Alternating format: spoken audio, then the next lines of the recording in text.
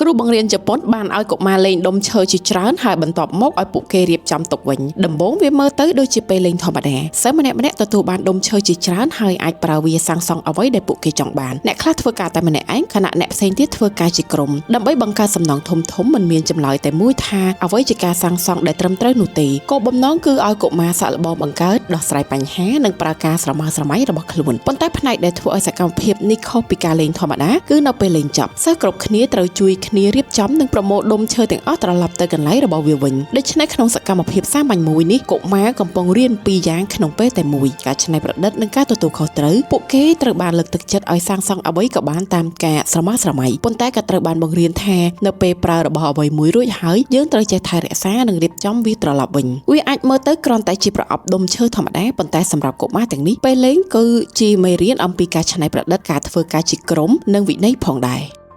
LOEV Baby Laundry Detergent សាប៊ូបោកសម្លៀកបំពាក់ទារកលំដាប់ Premium រូបមន្តស្តង់ដារពីប្រទេសអឺរ៉ុបសម្អាតស្នាមប្រឡាក់បានល្អធ្វើឲ្យសាច់ក្រណាត់ទន់និងផ្សំពីសារធាតុដើមពីរុក្ខជាតិផ្ដល់សុវត្ថិភាពសម្រាប់ស្បែកកូនស័ក្តិសមបំផុតសម្រាប់ភួយកន្សែងនិងក្រណាត់ទារកអាចប្រើបានទាំងបោកដៃនិងម៉ាស៊ីនបោកខោអាវ